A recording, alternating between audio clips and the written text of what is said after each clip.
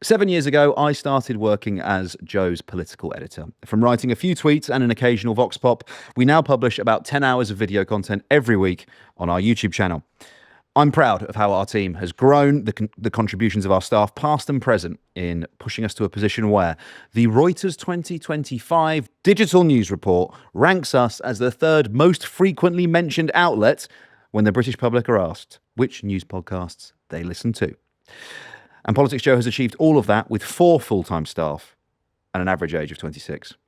If you've enjoyed even half an hour of those 10 we publish each week, I've got a favour to ask. I'm asking for your help. Head to our Patreon and pledge £2 a week to support our journalism and keep PoliticsJOE moving forward in an era of tech oligarchs, zombie politicians and nutbag right-wingers. Head to patreon.com/PoliticsJOE and sign up for PoliticsJOE Premium. If you buy an annual subscription, you get a 20% discount.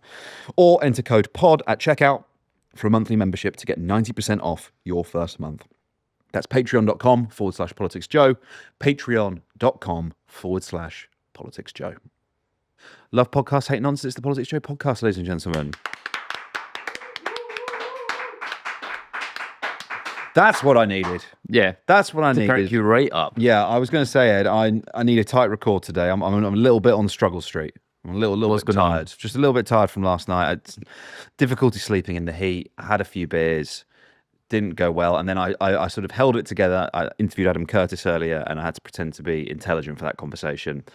In fact, some of the questions I had for him in the interview just weren't questions and I just trailed off. And then, give an example. No, he would say something and then I'd be like, yeah, that's interesting because, you know, maybe we're just trapped in an aesthetic loop that we can't break out of. And then I'd say, there's no question in there.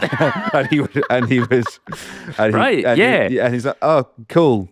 Cool, that's actually what an Adam Curtis's fan's dream is. Like, not to interview him, to just make points at him. And then for Adam Curtis to go, you're actually the most interesting, cerebral ever spoken to, and I demand that you direct my next film with me. I demand satisfaction. I like that as a challenge. I demand satisfaction. Slap someone with a glove.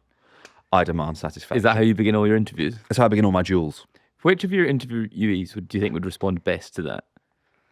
Being slapped across the face in like an old style duel kind of way. Bernie, I think. he's quite abrupt. I think he'd respect it rather than "Are you happy?" No. Yeah. I demand satisfaction in the marketplace of ideas, Bernard. Response slap. I accept your challenge. Away we go. Good work. Pistols at dawn. Intellectual pistols or actual pistols? Either. Water pistols? It's bringing a thought to a gunfight. Yeah. So yeah, I a little bit. You know when you have something you need to be on form for, and so you hold it together, and now I'm flailing. But that intro, the boys in the gallery giving us a big old clap, it's put a real pep in my step. Did Deputy Prime Minister's questions put a pep in your step? No. I like Ange. Yeah. You're the only person I know who doesn't call her by her full name, by the way. Really? You call her Angie all the time. Angela Rayner, suggesting a familiarity that I don't actually think you have with her.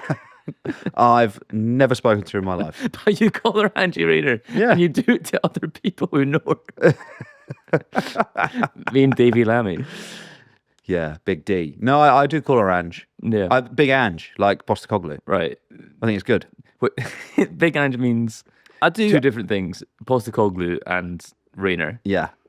And now Postacoglu's gone, Rayner can assert her dominance over the United Kingdom. In the Ange battle. Yeah. I like her, but she started saying, there's a refrain / cliche you hear at Prime Minister's Questions where they say, I'll take no lectures from him on blah.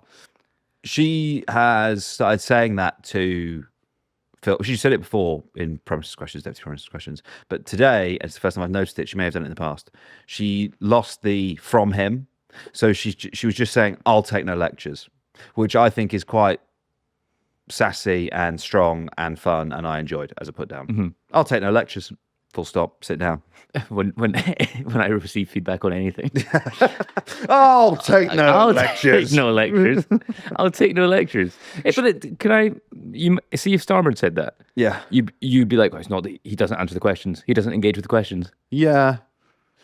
He doesn't engage with these questions in good faith. She doesn't engage with the questions to the same extent, to pretty much the same extent as him, because she gets the same briefings as him, right? And has the same answers from the same comms team, the same research team.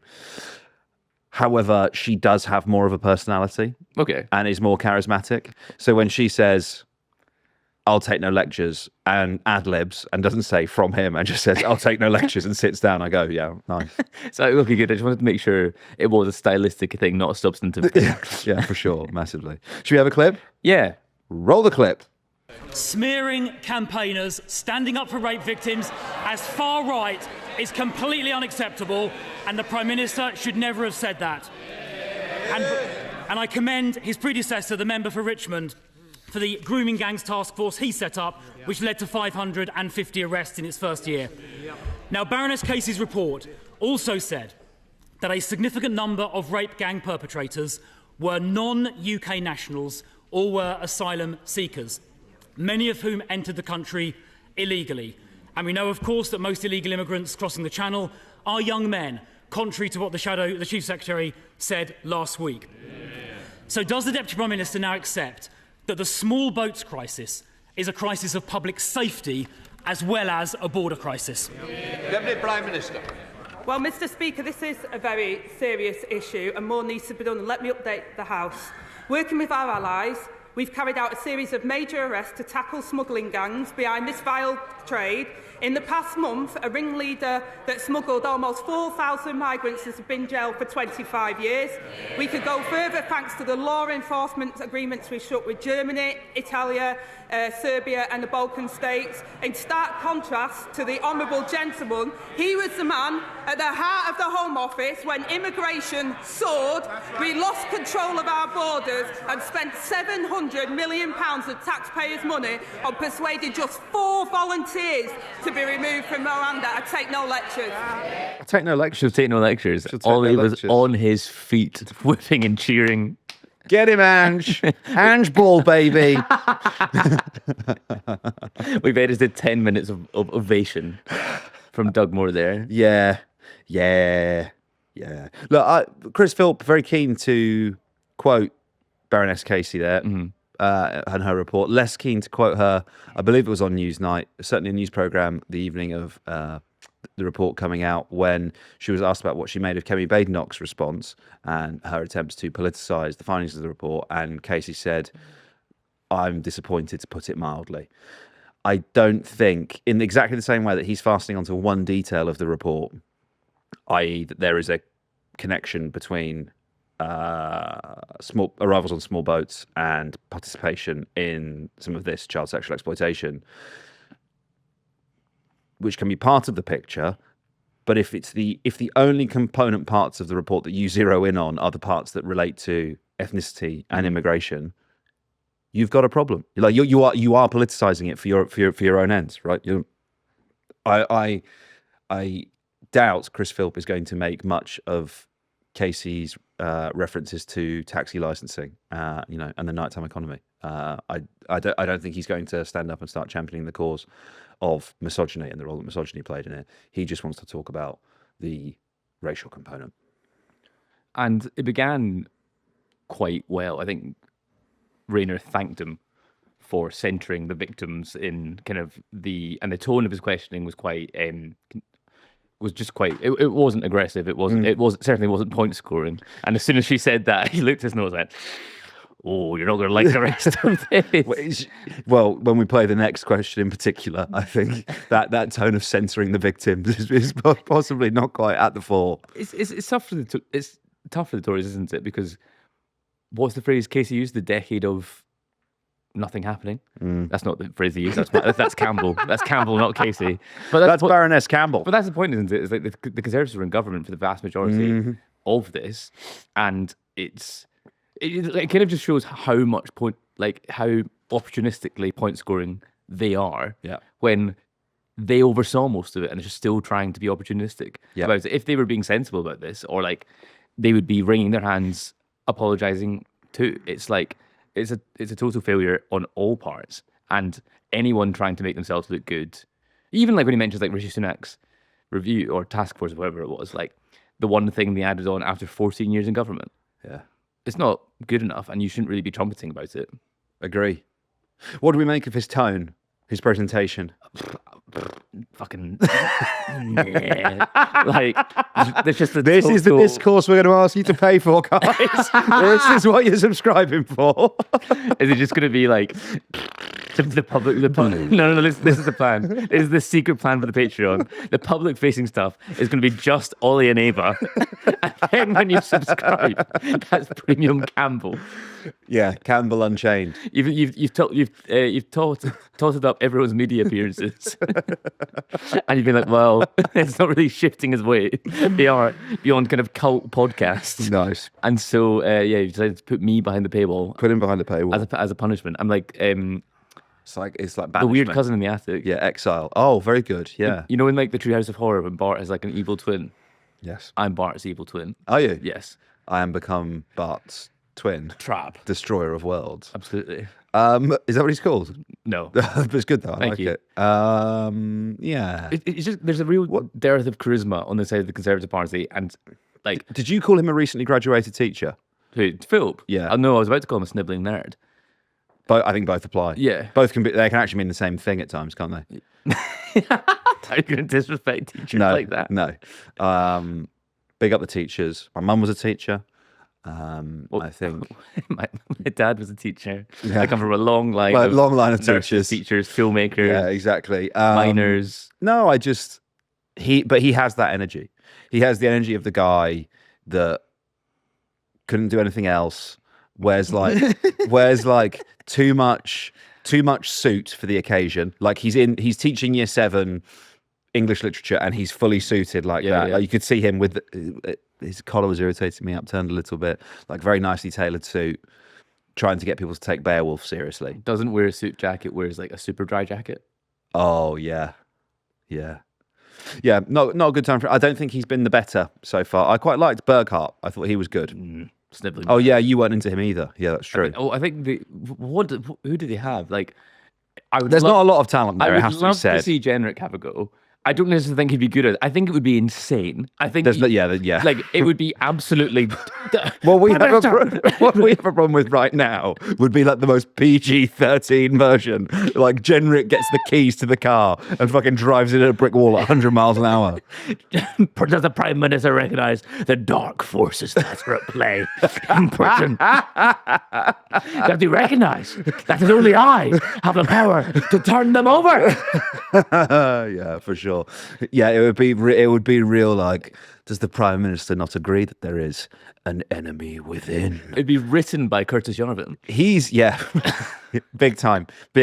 He has real. There is an energy to Genrick. He is like the prince. He's the prince across the water, but he's like the.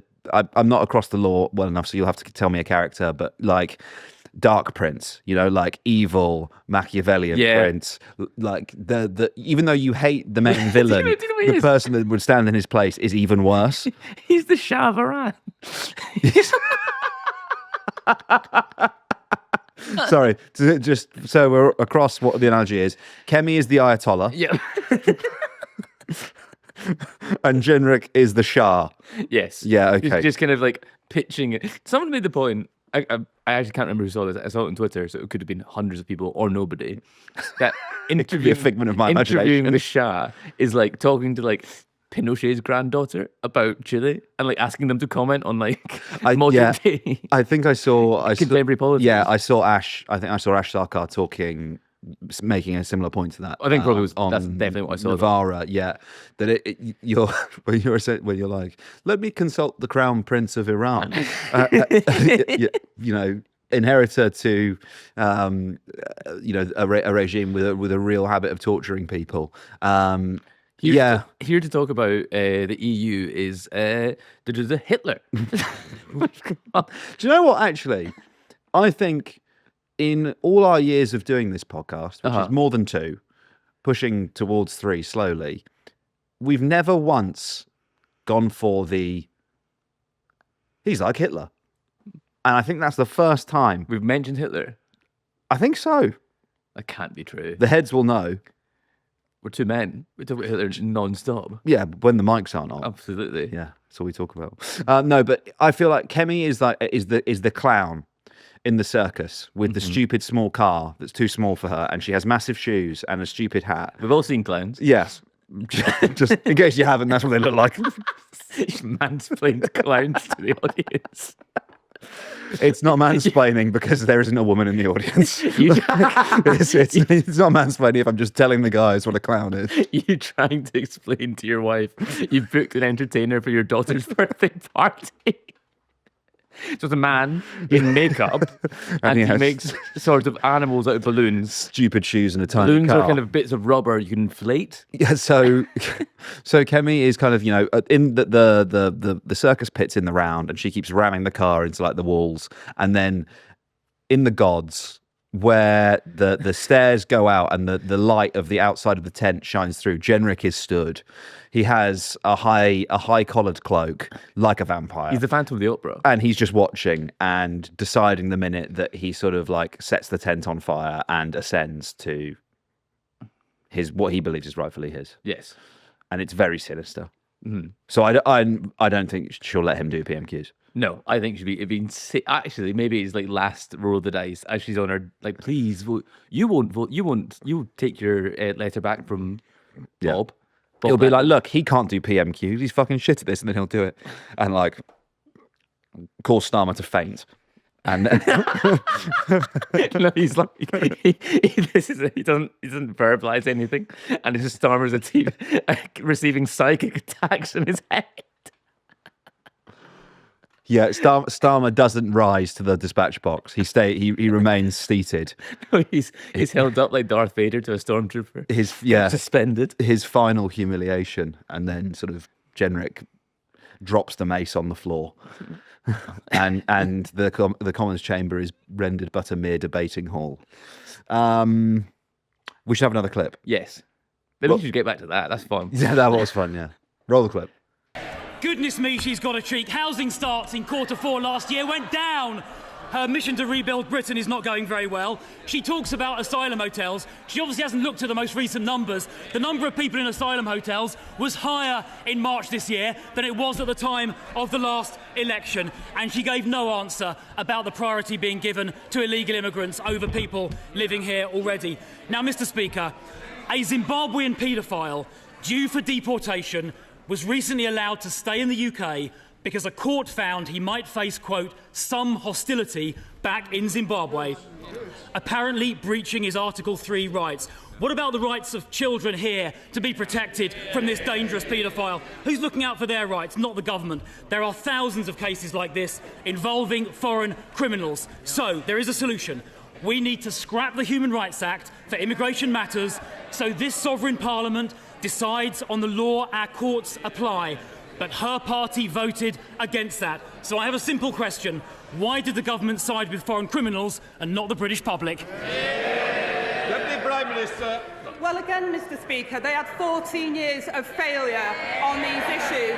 We've also included 4,500 foreign national offenders that have been deported since we came into office, Mr. Speaker, more than they did in the same period. I take no lectures from the Johnny-come-lately who couldn't do anything when he was in office.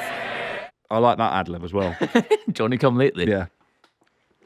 I'd have meant that to Johnny come early because I think that's more insulting. Did you hear her say something like the Conservatives spivved it up the wall? Yes, she did say that today. What does that mean? I think spaffed is what you would say. Spunk. But even like, why would you use that image? Johnson used it in the past. Spaffed. In reference to I should know. It was in reference to, I believe, an inquiry into some form of suspected sexual abuse, and he described it as spaffing the money up the wall, which obviously is inflammatory.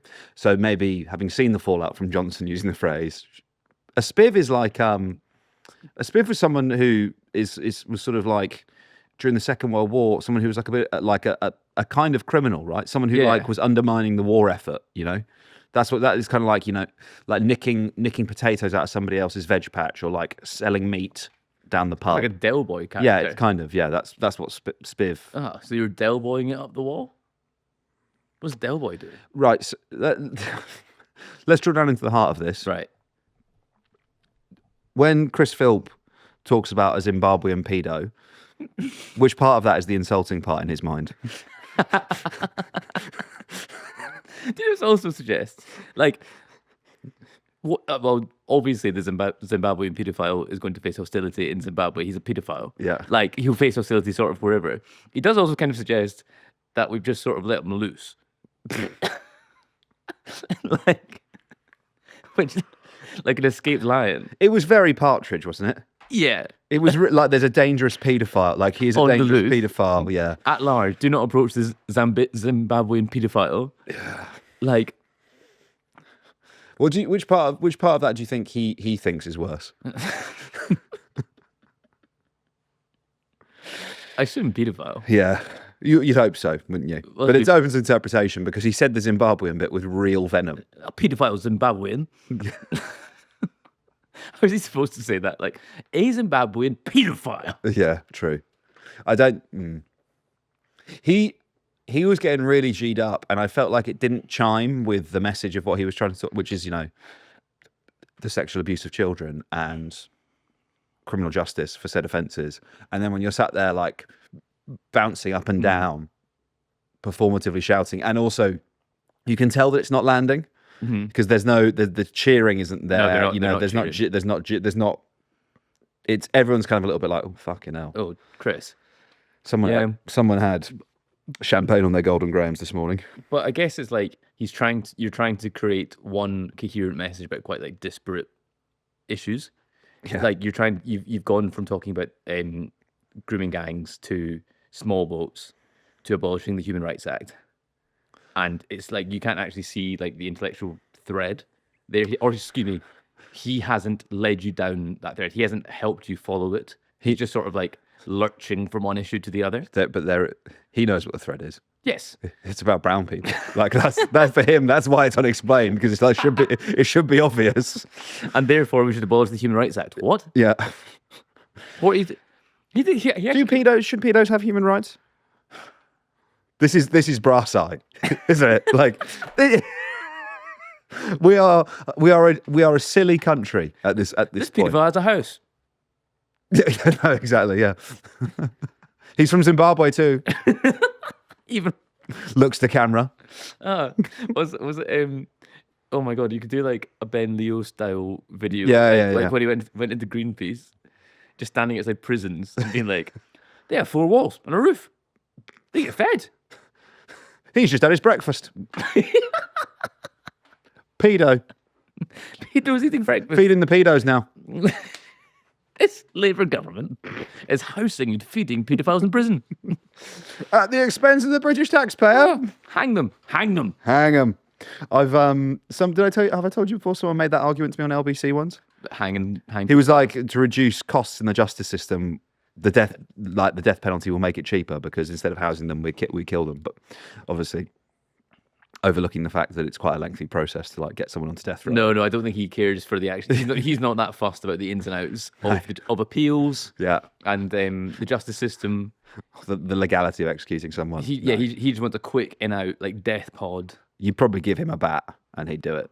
Jesus, yeah. That would be cost-cutting. Cost-cutting. Volunteer paedophile executioners, yeah. That is something that I think you'd be inundated with applications. That's what if LFG launched like a batter the pedos thing, I think they'd get more sign-ups than cleaning graffiti. Yeah, I don't dispute that. Yeah. Bang on. If they're looking for ultimate growth, then they should really tap into that. If you're watching, fellas. Do you think they're in our audience? Everyone's in our audience, Ed. Did you see the Reuters Institute? Oh, yeah. Digital News Report 2025? Yes. Third most mentioned news podcast. Where'd you get your news from? What podcast do you listen to? Some blokes called Rory Stewart and Alistair Campbell. Yep. A bloke called John Sopel. A bloke called Lewis Goodall and a woman called Emily Maitlis. And then In third place, on the podium, Yeah. PoliticsJOE podcast. Beating The BBC. Newscast, Americast. Yes. Pod Save the UK too. Yeah. So In the mud.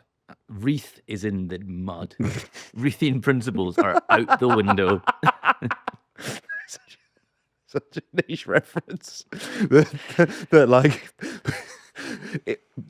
staff of the BBC who listens to this will understand the reference. Yep. Normal people don't No, probably know. absolutely mudded. Yeah. Okay. Next clip. Yes. Roll the clip. Daisy Cooper, Deputy Leader of the Liberal Democrats. Thank you, Mr. Speaker. On behalf of my party, may I associate myself with the Deputy Prime Minister's remarks about the Air India crash. And in a week when we remember the murder of Joe Cox and David Amis, our party's thoughts are with their friends and families and all those in this House who lost their beloved friends. We also remember those who died in Grenfell tragedy. Mr. Speaker, in 2003, we Liberal Democrats were incredibly proud to lead the campaign against the Iraq War. A war in which the UK blindly followed the US in a move which was not backed by the United Nations. In light of reports that President Trump is seriously considering joining the war between Israel and Iran, launching a US strike against Iran's nuclear facilities, can the Deputy Prime Minister confirm that if President Trump does do this, that today's Labour government will not blindly follow the US into war again? Deputy Prime Minister. Well, Mr. Speaker, the one thing I will say is we agree with President Trump that Iran must never have nuclear weapons. But we've been consistent in urging Iran to engage in the diplomatic process and work with the United States, and we continue to support that diplomatic approach. Was Iran on your centrist Labour government war bingo card? It's one of the big ones for sure. I would have gone Yemen. Yemen. Well, against Yemen or in Yemen? Yeah, airstrikes on Yemen, yeah. Okay. Yeah. Maybe not boots on the ground. No. You know the quote when in the 70s, like a Chinese premier was asked about the consequences of the French Revolution, and they responded, "It's too soon to tell." That's the Iraq War for the Labour government. It's still like an albatross. Oh, around their neck. massively. Yeah. Yeah, big time. And like, Big time. Are we going to just be on Iraq discourse again? What will that do for our rival podcasts' numbers? I think it's unquestionably maybe not the entire story, but a significant part of the reason that Blair is considered by many to be as toxic a politician and regarded in the same vein as Thatcher. It is over the Iraq War. It is overwhelmingly because of Iraq. Yeah. Yeah. It is the people haven't forgotten. No. People haven't forgotten that the state lied to the public about the presence of weapons of mass destruction, and on that pretense, hundreds of thousands of people died. Mm-hmm. Thousands of British people died. Hundreds of thousands of Iraqis died. Hundreds of thousands of children died. And all that blood on the sand for what? It's different here because, the Iranians are enriching uranium. Nonetheless, I think it would be like, what business do we have? What business do we have? Especially coming in on the side of Israel as well, like a pariah state. Who we happen to be allied with, yeah. Yeah. But like, it's not like people in this country are thinking, "Oh, plucky little Israel, get the bad boys." Yeah. I was trying to got some of the NATO hawks in the newsroom, and I hadn't really thought about this yet, but rightfully there was a great deal of international concern and condemnation around Russian military activity around Ukraine's nuclear power plant. For fear of an explosion precipitating a nuclear disaster. And what's happening in Iran so far is Israel is bombing uranium enrichment facilities. Now, from what I've seen from the UN thus far, there hasn't been radioactive fallout, but particularly if they were to strike some of the other sites successfully, it's a real risk. It's not just the already atrocious bombing of civilian neighborhoods to kill military targets in their homes, and there being collateral damage, you're really getting into dangerous territory when you're talking about nuclear locations. But I wonder. I think there is something about centrist Labour prime ministers loving war, and I could see him doing it. Centrist Labour prime ministers loving war. Is there another example? Well, it's the last three, isn't it? Blair, Brown, Starmer. Yeah, Yeah. if he does it. Yeah. If he does it. There's not really been many. But it's the yeah. That's the only thing that insulates them, is there haven't been enough. Yeah, I mean, like, we don't have enough data to extrapolate from. But it's a pretty high hit rate so far. That was the other thing in the McTague profile that we spoke about a bit, but not fully, is how much Starmer sees himself as a wartime prime minister. You know, a lot of the visits are on aircraft carriers at multilateral international summits discussing Russian aggression, the response to the war in Ukraine, etc., and his personal obsession with service and duty. And I don't know what it is. Maybe it is with Blair. It was a Messiah complex. There's a really good book. What was it? Is it John Campner? John Pilger? Blair's Wars, it's called. And it charts the escalation of his military deployments up to Iraq, and then the chaos and the death that follows. And it makes a pretty compelling case that he essentially began to feel, what's that line after the Good Friday Agreement? The hand of history, basically. You know, that he could bend the world to his will and make it better. And I do wonder if there's an element of already his proximity to the Labour government, but also perhaps maybe as this is entirely this is conjecture. I'm riffing, that maybe as a kind of as a left-wing prime minister in the pantheon of prime ministers, that you perhaps feel as an obligation or a need to prove your hard-headedness, your willingness to involve the state militarily, possibly. I wonder if that's just conjecture, though. How much it is to do with his personal choices, and how much it's driven by circumstances. Yeah. Like, if you're prime minister and he wasn't focusing on Russian aggression, then what actually is he doing with his time? Like, what is he doing? Like, if he's not thinking about that, then is that not a dereliction of duty? Yeah. But I wonder if there's like a bleed over, if you know what I mean. That if you let's say you, I think probably quite rightly, come into office and go, my premiership is probably going to be defined by the first land war in Europe for decades. How are we preparing, and how are we potentially putting ourselves, or at least gearing up to be able to put ourselves on a wartime footing? And, you know, how will history judge me and our government if in 5 or 10 years' time we do end up in a military entanglement with Russia and we're not ready for it? It's also signaling to potential aggressors your priorities. If you're on airships, if you're on a Zeppelin, sorry, if you're going down with the Hindenburg. if Starmer was pictured on a Zeppelin, I feel like the odds of Russian military intervention do increase.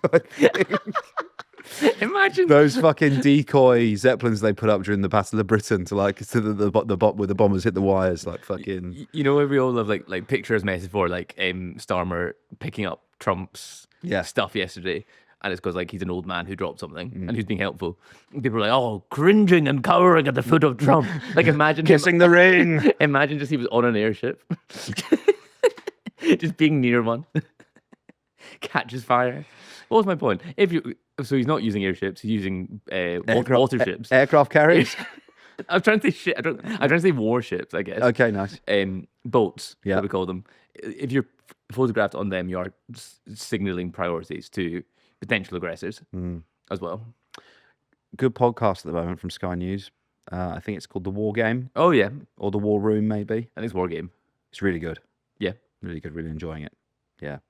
If it were to happen, we would be fucked. Is currently the sort of working. I could have thought that anyway. To be fair, Yeah, because we've gone woke. because the army's woke. Well, just the country's gone woke. There's a really interesting quote in it where a historian says, "Armies win battles, countries win wars." Right. And essentially, is posing the question as a nation, when you consider that we were rationing food and fuel into the 50s, how quickly we've kind of, particularly since the fall of the Berlin Wall, started to stand down our armed forces. Would the civilian population be willing to enter into that kind of existential conflict? I wonder now, because the last time we were all asked to do that was COVID, to sacrifice stuff, and it was all kind of thrown back in our faces. And so I think the kind of people's willingness to embrace ration culture is maybe we're done with that. It would have to be I think we'd have to be compelled to do it rather than we volunteer to do it. Yeah, agree. Should we do one more clip? Let's skip the next one and do the last one. Oh yeah, all right. Just because I feel we've covered the next one. Yeah. No, I agree. Nice. Bishop Challoner School has been helping to educate Bromley pupils for nearly 75 years. But it will close its doors in July due to Labour's decision to impose VAT on independent schools. Given the Deputy Prime Minister's well-publicised views on independent schools, does she welcome this closure, or would she like to apologise to the parents, pupils and staff? Yeah. Deputy Prime Minister. Well, Mr. Speaker, I've said for a long time that the taxpayers of this country shouldn't be subsidising tax breaks for private schools. I welcome all schools that give children a great education, but I'm also determined to ensure we've got qualified teachers in every classroom for every child, something their government failed to do. Class war. Yes, Class war is back. Class warfare. I'm sure the borough of Bromley and Biggin Hill will be all right without a private school there. There might be other private schools. There are in the area. Surely the school could just raise fees. Why do you have to close? Yeah, I wonder if they tried to raise fees and people start pulling it out. Yeah, I think largely private schools are putting fees up rather than like eating the cost. Yeah. I guess rather than not paying for like a AI room or something, or like an insane luxury. It's interesting that that's like still the attack line. That's like it's one of Labour's most overwhelmingly popular policies. Yeah, is VAT on private school fees, and I think the point is, why should the government subsidise charities that only help ultra rich people? Yeah, as well, and that's the point about people will hear that, and some people might rankle you describing it as charities for the ultra rich. If you can afford to send your child to private school, you are rich. Like full stop. Yeah, amen. What percentage, in order for you to be comfortable with them being described as charities, to like rightfully have that designation, what percentage of pupils would have to be from? Because I'm assuming the rationale is, we accept bursary students, we provide, our facilities are open to the public, etc. What proportion of students would have to be non-fee paying, do you think, for you to constitute like a charity? Probably 75. 75%? Yeah. Right, okay. I think the vast majority of your work should be, like, imagine, like... If you want to be a charity. Yeah. Like, imagine, like, a homeless charity spent the vast majority of their time helping people with houses. Like... God, the homeless figures aren't... We're not making any progress. Homelessness is a real sticky issue in our area. We've everything we're trying. It's not denting the figures. as we give Maureen a second home. Yeah, there is an housing crisis. Just like SHP have like massively misdirected their resources. What would you say? Yeah, I don't think I would go that high. I would probably say, let's say 30%, and then 30 for a charity status, alongside certainly other components of their work. Yeah, there's a school. I can't remember the name of it, but it's like an independent school, and it's means tested after you get in, and it's ended up like, I think certainly the plurality, maybe the majority of kids there are non-fee paying, but they still wear like mental uniforms, like medieval uniforms. Really? Yeah. It looks insane. Class. And like all these kids from like estates around London, like I think go there. I think that's good. I think you should make them look stupid. Children. If you go to private school, then you No, just children in general. Like, I think they should be made to wear stupid clothing. like what? Chainmail. Yeah. Anything. Fog. Yeah. Crushing their bodies. Oh, it's so fucking hot in this. It's so heavy. Anything, yeah, like a full body skirt, like a really long skirt that goes up to your armpits. I think those, which some people would call that a dress. I call it a long skirt. No, because it is a skirt. It's not shaped like a dress. It's like a waistband with a really long pleated edges that you have to hoist up here. Yep. And it's pleating all the way down. No shape all the way You're down. wearing a top that stops at your shoulders. Yeah. So that's like you're wearing a top and a skirt. Yeah, but that's like it's like a cami top. It's like a strappy top. Yeah. So up top you just have two boys as well. You just have two straps. That's it. No, I think the kids have had it too easy. I think they need taken down a peg and they should be made to wear. They're too lippy. Stupid, yeah, too chirpy, too educated. You're reading too much. They need to be bullied more. Yeah, that's by adults on their way to school. No, I like it. I think it's quite British. It's quite stupid, and I find it amusing when there are like silly uniform requirements. Of hopefully as well, like an insane color scheme. Yeah, like I don't know. Someone like a purple, yellow, and blue tartan. A girl I know, her like school uniform was, I think it was all purple. Like all the individual elements were purple, like purple tights, purple skirt, purple shirt, purple jumper, purple blazer. Like with plum. I that's also good. Yeah, that's also stupid. I like that as well. Yeah, it's good. I think classy. You want like grey trousers, black blazer, white shirt, and a tie. Yeah. The tie can be mental. I like a mental tie. Yeah. That's cool. That's how you would look cool. What if you wore a mental tie? Going to school. Oh my God. No, imagine. Like some boy's listening to this and he's like doesn't quite fit into school and it's non-uniform day tomorrow. Oh no, bro, don't do it. Fixing his bow tie. Bro, don't do it. To his shirt. No, that's great. Why didn't I think of bow ties? So skirt to the armpit, cami top, and then a bow tie around the neck, no collar, like a butler in the butt, like a Playboy bunny. Yeah, well, yeah, I guess or like one of those waiters they have. It's the same thing. It's sexual, regardless. No. Because this is not. It's not sexual. They've got a full pleated skirt all the way covering their entire You're body. asking them to wear a choker, essentially. Yeah, but it's a bow tie. What is a bow tie if not an upper class choker? It's a collar. Have you seen who's doing young people's question time tomorrow? Oh, you tweeted it, didn't you? It's a The dynamite. strictest headmistress was there, isn't she? It's old Burble Singh. So this is about growing up in the 21st century, and this is the lineup. So maybe I should go from like who I consider best to worst. All right. So we've got YouTuber Tommy in it, Right. who I think is about 21, Nice. 22. So grew up. How's grown up in the 21st century? Went to school during COVID, all that. Then you've got Jack Thorne, who wrote Adolescence, Nice. and that seems to be his expertise. And then you've got Catherine Burblesing, who's the one. She's a headmistress of a school, lad. But she's the only one in Britain, apparently. She's the only one, like, with any who's ever interviewed. It's him and like the guy who's in charge of Eton. I feel like you're going to tune in for this. I think you're going to watch it. I find it so tough to watch. Yeah. Like, I watched Avo on it, and I was like, this is half an hour long. I enjoy I enjoy listening to it as a podcast. Oh, really? Yeah. That'd probably work better. I quite enjoy it as a podcast. Do you think those three people are best placed to discuss No. growing up in Britain? No. But, at least the conversation's being had, baby steps. By two middle-aged people.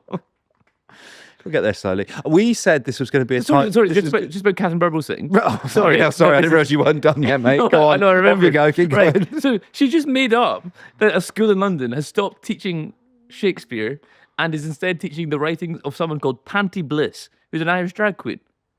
She hasn't revealed what school that is. She's just saying stuff. Oh. And it's being repeated. And so she's going to go in question time tomorrow and be like, oh, the children are out of control because because there's a school in Birmingham that doesn't teach maths anymore. It just teaches gender and pronouns.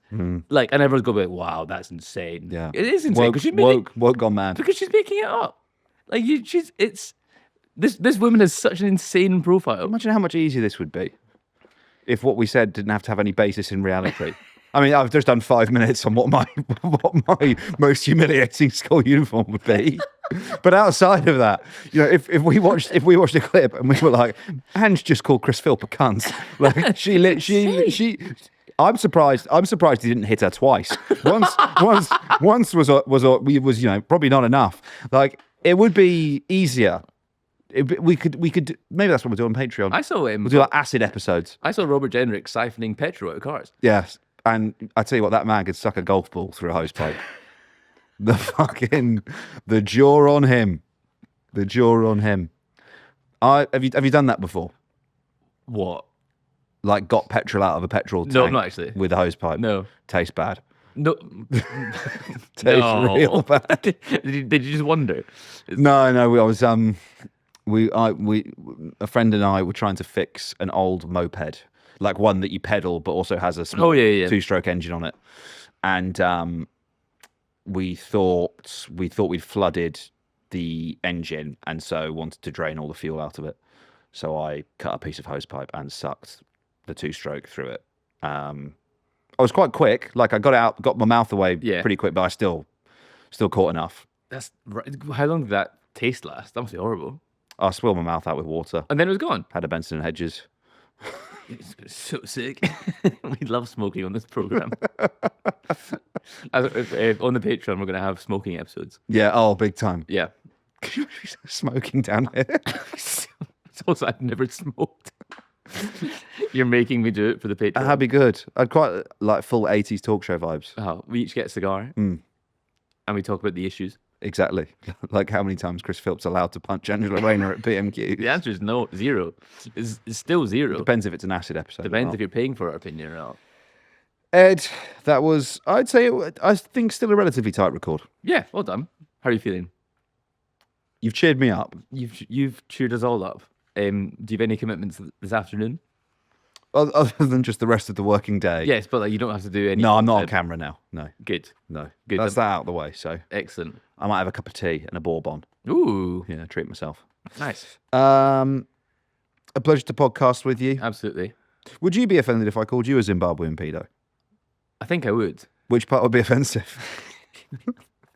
The pedo part. Yeah. Good. Smart. Yeah, right answer. Cheers, mate. Right. Bye-bye. Hi. I'm Alistair Campbell's son, Ed. My dad got me this job at PoliticsJOE, and now we've launched the Patreon. We'd love all your support to keep me gainfully employed. That's right, me, the son of Alistair Campbell. So head on over to patreon.com/PoliticsJOE. Sign up with the code POD and you'll get a 90%. You'll get a 90% discount.